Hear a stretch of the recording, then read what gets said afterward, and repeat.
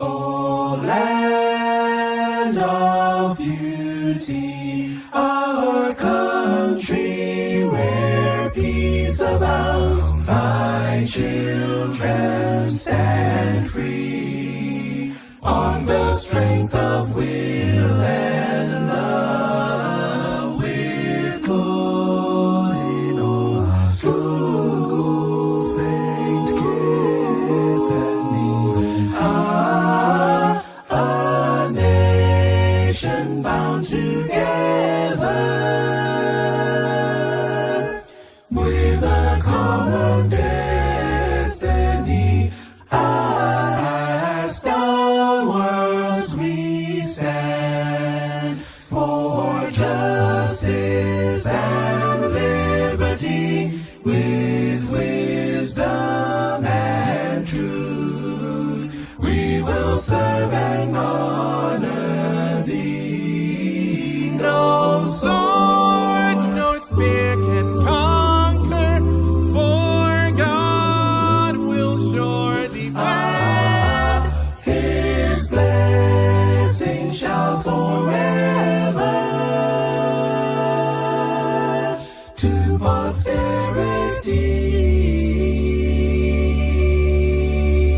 extend.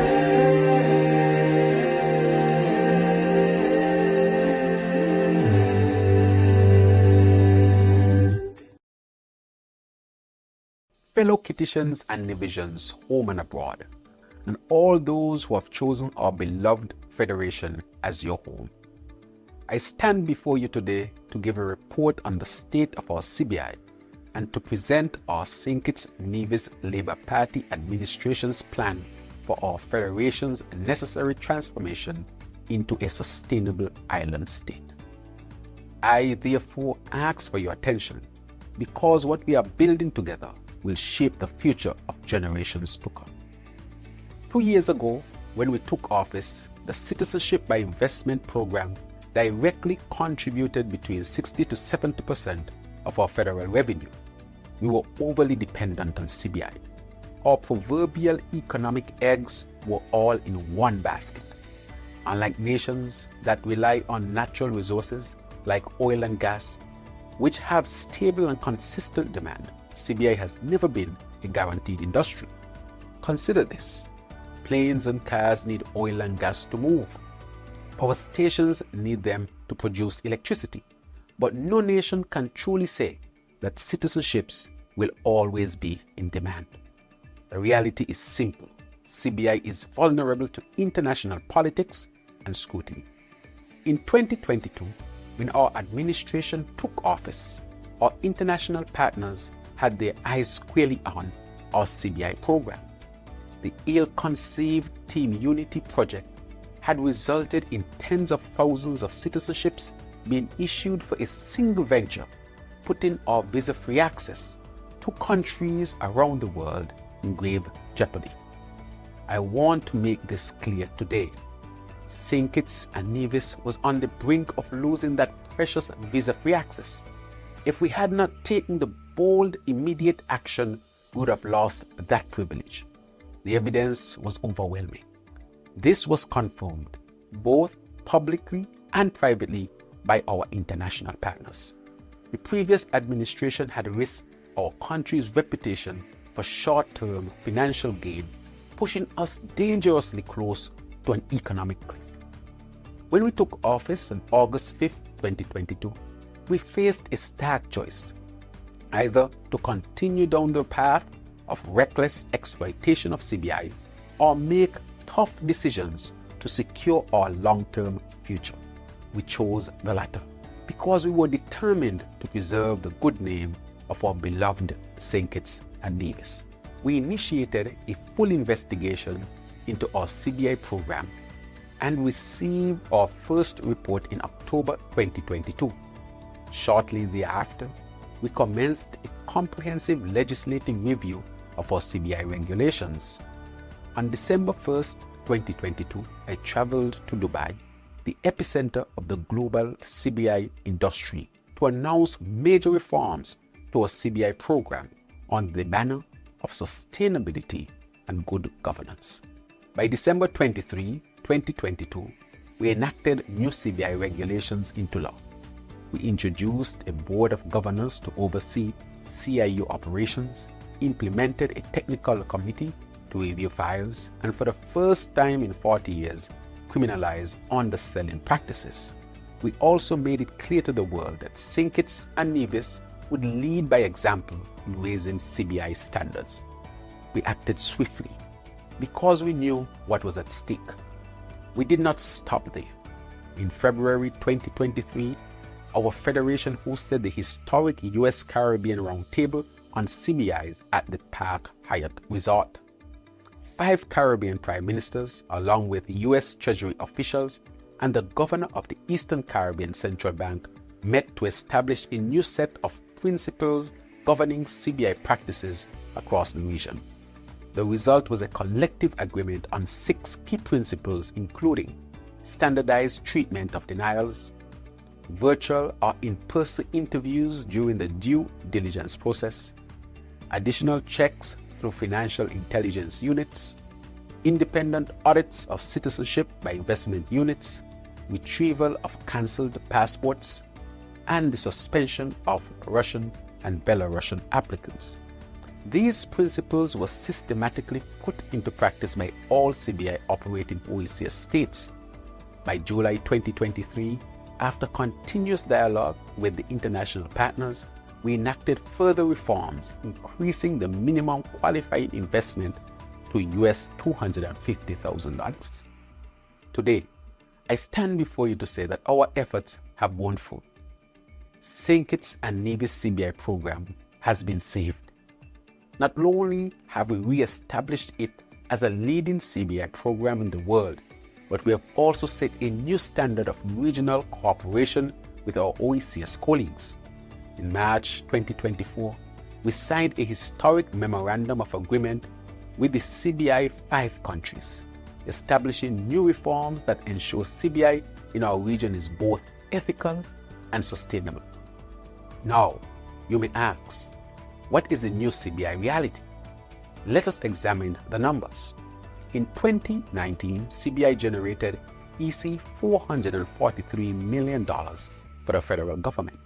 In 2020, it generated EC $271 million. In 2021, EC $543 million. In 2022, EC $669 million. In 2023, EC $620 million. In 2024 up to September, CBI has generated EC $280 million, less revenue to date compared to previous years. This decline was expected as a result of the necessary reforms and market adjustments to save the program over the long term. Believe me, without these changes, all would have been lost. This now signals that the era of gross mismanagement is over. Instead, CBI will now fuel real, tangible, sustainable projects that will create permanent jobs and opportunities for the people of our beloved St. Kitts and Nevis. And that brings me to our Sustainable Island State Agenda, an economic pivot of hope and opportunity. Over the next 2 to 3 years, we anticipate an economic boom in construction, tourism, agriculture, and sustainability projects. This will be driven by a pivot from our dependency on CBI to seed the sustainable economic expansion and diversification pillars of our Sustainable Island State Agenda. This is a fundamental part of St. Kitts and Nevis's National Development Planning Framework, a comprehensive guide to the evolution of our economy over the next 15 years. We've laid the groundwork for the Sustainable Island State Agenda and the National Development Planning Framework, and now we are ready to share a snippet of the fruits of that labor with you. Let me introduce you to some of these transformative projects. The new JNF Climate Smart General Hospital at Camps, funded by the Republic of China, Taiwan. Work is steadily progressing on this hospital. It will be hurricane resistant, modern, and powered by renewable energy. It is also set to become one of the leading hospitals in the Caribbean. in setting and service. So I invite our healthcare professionals at home and abroad to help us bring this vision to life. The new Bastia High School at Victoria Road, Bastia, funded by CBI. The school will be a world-class educational institution, and we expect construction to start by the second quarter of 2020. The Smart Homes Initiative, funded by CIBC Caribbean. This initiative will bring hundreds of homes to our people, with 90% of the construction workforce being local. Construction will begin with at least 100 hurricane-resistant homes by the end of 2024. The 2 million gallon per day Bastia desalination plant, funded by the federal government. This critical project, in the final pre-construction stages, will provide fresh, consistent water to our people by the third quarter of 2025. When construction begins by the end of this year, it will also create numerous construction jobs and permanent positions for plant workers when it opens next year. The Nevis power plant expansion, funded by the Saudi Fund for Development. This project will strengthen our electrical grid by installing modern, fuel-efficient power generators, ensuring a stable energy supply for homes and businesses alike. Our agricultural sector is also undergoing a transformation as we seek to reduce our dependency on imports and empower our local farmers. In this regard, we have partnered with Tabasco to provide our farmers with an unprecedented opportunity to cultivate high-quality peppers for export. Your government has secured the necessary equipment and location to support this initiative, ensuring that our farmers can benefit from this lucrative global market. Beyond these major projects, we are committed to further diversification through a series of high-impact developments. Geothermal energy. The federal government and the Nevis Island administration are advancing negotiations with 2 major investors to finally bring our geothermal energy potential to life. This could become a game changer for our federation's energy independence and resilience. The reinvigoration of Kitishan Hill. Our administration is actively courting investors to bring Kitishan Hill to full life, offering new opportunities for tourism and community development. Christoph Harbour redevelopment. We are in discussions with the new investors who will inject capital into Christoph Harbour, enhancing our high-end tourism offerings, particularly in yachting, and creating significant employment opportunities. The Prime Creative Arts Center. This iconic facility at Half Moon Heights will be a historic hub for creative and artistic expression, providing a platform for our artists and fostering cultural pride. These projects and the many others that I will speak about in further detail during my budget presentation in a few weeks represents this government's resolute commitment to improving the lives of every Kitishan and Nevisian. The opportunities are vast, and they represent a brighter, more sustainable future for all of us. We have a plan. A boom is coming to St. Kitts and Nevis. For the past 2 years, we have been planting the seed for our sustainable island state agenda. Now, it is time to water that seed so the plant of prosperity and sustainability can flourish. We must aim higher. We must envision a future where every citizen has the chance not only to survive, but to thrive, where they aspire to become their best selves and ultimately to be self-sustaining. Government alone cannot drive this transformation. To fully capitalize on the sustainable economic expansion and diversification seed pillars of our sustainable island state agenda, we need you. We need you to commit to diligent work and productivity, to embrace innovation and entrepreneurship.